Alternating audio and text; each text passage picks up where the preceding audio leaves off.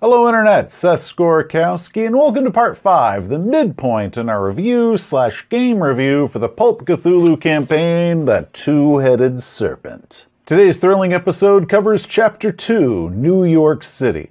Now, as I've said in previous episodes, the New York chapter is very different than the adventures in the rest of the module. While it should begin after Chapter 1, and most of the information is about Caduceus headquarters, the Meetum building, and all the different personalities there, the adventure itself does take a few sessions to kind of lay the foundation and all the foreshadowing for.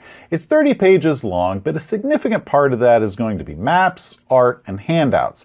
So this is going to be the most used and referenced chapter in the entire campaign book. For our game, all the pieces of the New York chapter and all the foreshadowing finally aligned, that way the player characters could begin that adventure once they had returned from Iceland. With Patch dead, our cast consists of Buck Meyer, Jane Darling, and JJ. Our fourth player had already made a great new character for this adventure, and I planned on bringing him in. It was actually a perfect fit for it, and actually a perfect fit for later on in the campaign as well, but the player didn't know that. However, then life happened and got in the way, and the player ended up having to miss that session, so we're going to go ahead and we're going to meet him in the next episode. But before we continue, I must warn you that there will be spoilers. So any players, you need to stop now if you want to enjoy this campaign. But send your keepers this way if you want to see how we handled it and my suggestions as a result. Okay, keepers, let's get to work. When we last left our heroes, they had arrived in New York via transport sphere. Now, Buck never specified where in New York he had programmed the transport spheres to go, so we determined that they all arrived on the roof of his seedy New York apartment building. After their encounter with Rose Meetum and some of the sketchy things they had started noticing about Caduceus, Buck and JJ fully didn't trust Caduceus anymore. Jane, however, look guys, Caduceus is totally trustworthy. I mean, they are not the supervillains that Rose Meetum is saying that they are. I mean, look at the source with that. Rose is clearly evil. Now, if I can use Rose to take care of this condition that I got going on right now, I'm gonna do it. But I am not gonna believe any of that crap she's trying to feed us. Buck managed to salvage enough of the oxygenated fluid between their three transport spheres that he could successfully fill one more up. So they went ahead and hid one of the transport spheres at Jane's swanky high-rise apartment building, and then they called Caduceus to pick them up and go ahead and pick up those other two transport spheres. With their brain cylinder tucked under their arm, they arrived at Caduceus headquarters to meet with Dr. Goncalves. Excuse me, that's Gonsalves. What? It's pronounced Gonsalves. Several viewers were very quick to point that out after the last episode, as well as complaints about ear bleeding and death and all sorts of other afflictions just due to your mispronunciation. Oh, well, that sucks. It does, and a lot of people have suffered needlessly because of your mispronunciations. Huh. You know, I could argue that the name is just the American pronunciation that he goes by, but tell you what, let's just meet in the middle, and from now on, I'm only going to refer to him by his street name, Dr. G. Anyway, they gave the report to Dr. G, kind of neglecting to mention the whole part about Rose Meetum showing up. Also, Jane gave him an earful about the subtle scales that were now covering her body, and she was livid to learn that there was nothing that Dr. G could do about them.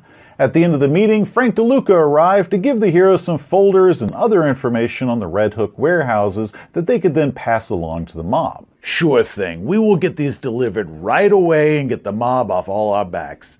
Can't have anybody snooping around now, can we? But before they delivered that information to the mob, the heroes decided to do their own research. Buck and JJ started endearing themselves to Quartermaster Connors, bribing him with Irish whiskey, Cuban cigars, and bonding over their mutual dislike for DeLuca. Jane scoured the archives for any mention of anything that could cure her of her scales. There, tucked in some old records that people had forgotten about, she discovered the Consume Likeness spell. JJ and Buck discovered that there was definitely some weird stuff that was going on down at the Red Hook warehouses.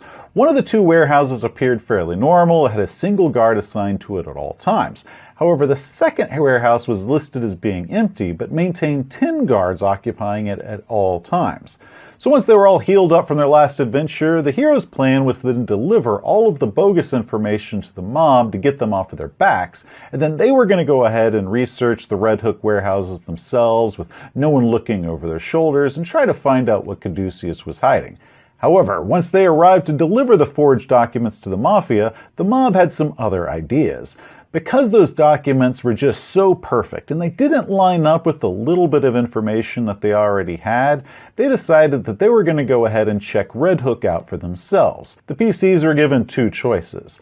Either one, they could wait inside the restaurant with their boss and several armed wise guys until a group of 30 mobsters had gone to Red Hook and checked those two warehouses out, a task that might result in a few unfortunate deaths of security guards, or two, they could accompany the mafia to Red Hook and maybe prevent any accidental killings. Well, when you put it that way, looks like we're going to Red Hook. Because Caduceus was trying to keep all of the activity in Warehouse 2 secret, I went ahead and had it where the two warehouses weren't directly next to each other. There was actually several buildings in between them.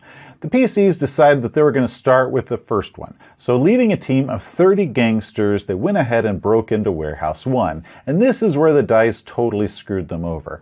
First, they failed all their listen checks to hear the snoring guard that was sleeping inside, and then they failed to spot him once they managed to push the roll and finally pick the lock to get inside the building.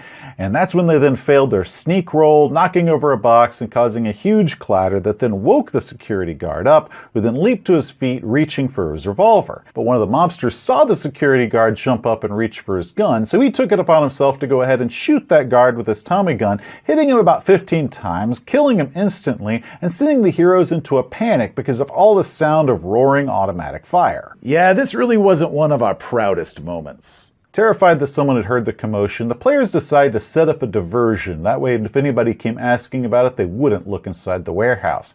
That then took 3 of the mobsters out of their group because they then very loudly went and caused a lot of commotion at different spots around the warehouse district, and then they very obvious, making sure that people saw them, escaped the scene and fled off into the night. The heroes and the remaining mobsters then hid and waited around inside of Warehouse 1 for 2 full hours until they decided the coast was probably clear, and then they finally decided to go ahead and make their move on Warehouse number 2.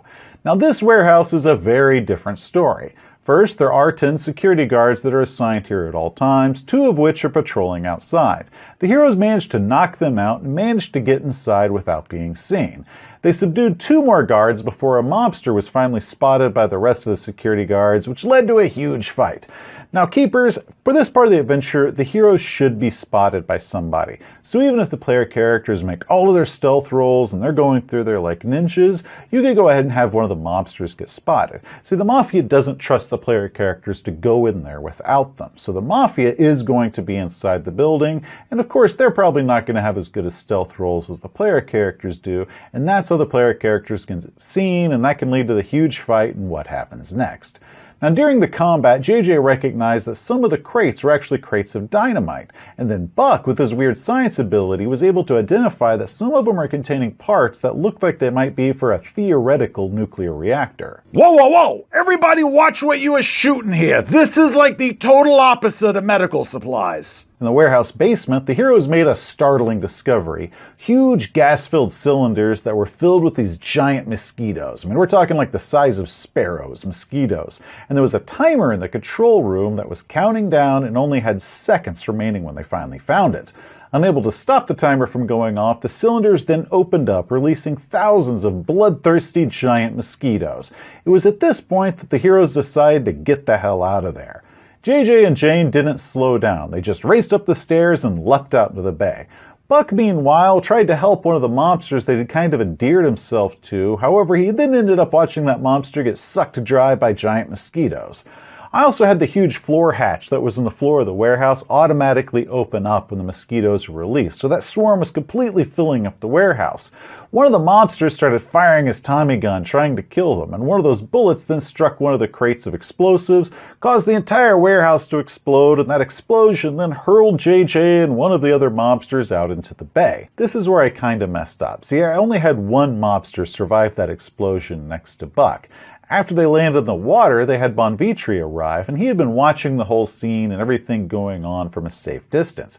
He asked them what had happened, why did the warehouse explode, and all the player characters then told him that a mobster went crazy trying to shoot a guard, and one of his bullets struck one of the crates and it detonated an entire explosion. However, that single mobster that survived started spilling his guts about all these giant mosquitoes and all this weirdness that he saw, which the PCs then responded to that guy by totally gaslighting him. Giant mosquitoes? No, that's not what happened at all. Your brains must have just gotten scrambled up a bit with either that explosion or the horrible death of all your friends, but that is definitely not how it happened. Reeling from losing so many men, mob boss Joseph Bonanno went ahead and he released the player characters to go home after they had given him their report. The heroes then spent a few more days sort of healing up from their injuries and pretending that everything was normal. They visited Caduceus to see if they might hear any rumors of anything going on, and they also decided to bring Connors a little bit more Irish whiskey and cigars and hopefully help him forget that they had been asking certain questions about the Red Hook warehouse. Frank DeLuca then called the heroes in to see if they knew anything about what had happened. He said that the bodies of several mobsters were found at the site, and he wanted to be sure that the player characters had actually passed out all that bogus information to them as he had ordered them to. After several days of laying low and trying to figure out why Caduceus was growing giant mosquitoes in a secret warehouse somewhere, the PCs were again contacted by the mafia, and they were asked, politely this time, to go ahead and join them for a meeting. They were then taken to the back of the Brooklyn restaurant they had met them at several times before, and there they met with Bonvitri, mob boss Joseph Bonanno, and a third man, Martino Bresciani. One quick gripe that I have is that many of the mobsters' names have very similar sounding and they all start with B. And it does become a little bit confusing when the module then only refers to them by their last names, which kind of look alike when you're reading it very quickly and you're not used to these types of names. And that's why I accidentally put Bonanno at this scene, because I was just kind of flipping through the module. I saw a B name and I assumed that was the mob boss. Little thing just with writing that I've learned is that you really don't want too many characters that have names that could be easily confused with each other at a glance. Now, mob boss Bonanno went ahead and opened this entire meeting with saying that he knew about the mosquitoes.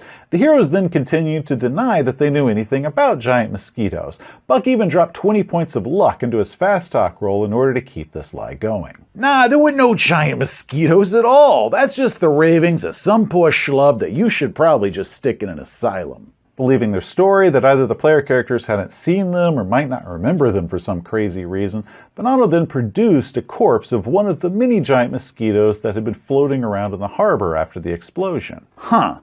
Well, I swear that I have never seen those before in my entire life. Now, this could have all been avoided had I allowed 2 or 3 or maybe 5 of the mobsters from the warehouse explosion to survive, but I didn't, and the player characters were so dead set on keeping the secret of the mythos alive that they just went ahead and stuck to their story no matter how much proof was thrown in their face. Now, Bonanno isn't interested in giant mosquitoes or why the player characters evidently can't remember them for some strange reason. What he's interested in is where Bresciani got the tip that Caduceus was smuggling drugs to the warehouse and why 29 of his people are dead as a result of that. Now, Bresciani claims that that tip was just an anonymous tip, but the heroes realize during the course of this interrogation that he isn't blinking. JJ took it upon himself to punch Bresciani in the face, destroying the illusion and revealing that he was really an Internight Serpent person. Begging for his life, the Serpent person told them that if they promised that they wouldn't kill him, he would share with them some very important information. Fine, then I promise that I won't kill you. Notice I didn't mention you guys. He tells them that he's been talking to one of the other mobsters, a guy named Ardito, who was really pissed off about all the men that got killed in the Caduceus warehouse.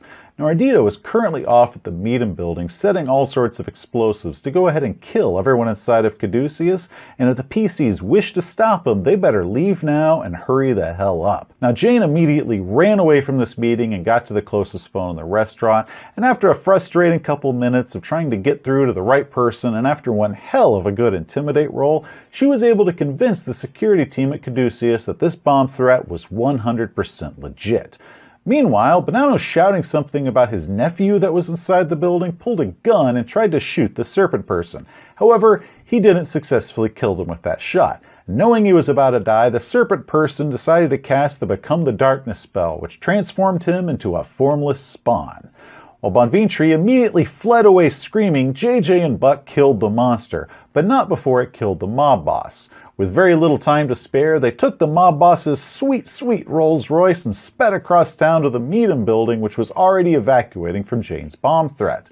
The heroes then raced inside the building, finding several mobsters dressed as cleaning staff as they were placing bombs around the place, and after some exciting combat, a great firefight, JJ disarming the bombs, of course with 1 second remaining on it, the PCs found themselves in the now empty Meadham building. Okay guys, this might be our only chance to explore some of those floors that nobody ever lets us onto and find out what Caduceus is really up to. After picking a lock in the elevator, they then made it down to the first basement level, which is filled with laboratories and all sorts of strange experiments. Okay, yeah, there is some weird stuff here, but we knew that already.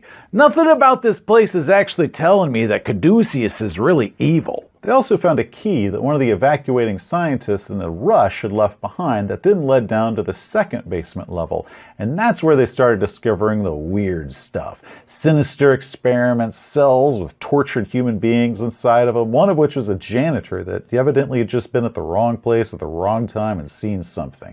There was cruel human experimentation going on, and one room was filled up with all sorts of failed attempts at cloning Rose Meadham. Now I picture that scene pretty much exactly like the one in Alien 4 with all the cloned Ripleys, and it was by this time that everyone but Jane was convinced that Caduceus was definitely up to no good. Okay, yeah, this is a little bit harder to explain here, but I am sure that there's a perfectly valid reason for human torture in a monster factory. Eventually they came to a set of very heavy metal blast doors, and that led to a strange hallway. Halfway through this hallway, all of a sudden, the doors slammed shut behind them, the lights went off, and everything went black. And with that cliffhanger ending, we ended the New York adventure. I was very proud that we were able to time that in a way so it was just kind of ended as they were entering the hallway, because that actually is the end of the adventure. Now, there are a few details about this chapter in the book that I didn't cover, so let's go ahead and go over those now. First, there is a good deal of incriminating documents that the PCs can find inside of Meadham's office safe. So far, my players have only found one, and that was during the Iceland adventure. The heroes will discover all of these in our campaign later on, but keepers, I suggest that when you start the campaign off, you go ahead, print off all of these pages, put them inside a file folder, and that way they're ready whenever your players decide to start doing a little bit of snooping around. Next is the Meadham Estate in Connecticut. This is a place that you can tell the player characters about early on, such as saying they can't meet with Meadham at the very beginning because he's off at the Connecticut estate, or at some point they want to talk to Dr. G, but they find out that no, he's off at Connecticut, off at the estate. So the player character should be well aware of it. Now this is where the Cult of Yig performs their ceremonies. Now this module does allow for the player characters to get invited to join this cult, and keepers should really keep that in mind and try to sew that in. However, none of my player characters were remotely responsive when I had Dr. G sort of test the waters to see if they might be interested in joining the cult. Jane vocally hated the Cult of Yig for what they had done to her or what had been done to her, and when Dr. G tried to test it out casually with Buck, he echoed the same sentiment. But I think it would be a really cool twist if you could get one or more of the player characters to the estate and try to get them to join this cult. It just didn't work out for my own campaign, but I do encourage keepers to definitely give that one a try. However, before the campaign ends, my players did discover all the paperwork and go to the estate and all this stuff, but that was after the campaign had really escalated. Now that's it for the New York adventure. Join us next time to find out what happens next and get to meet our new player character when we visit Chapter 6, the Belgian Congo. Hey, thanks for watching. If you enjoyed the video, please give it a like. If you want to see some more episodes in this series, just hit that subscribe button. Till next time, heroes, you have a great day. You know, I really hope it takes you less than 2 months this time to come up with the next episode. This last one left us in a dark room, and I don't want to sit in there that long.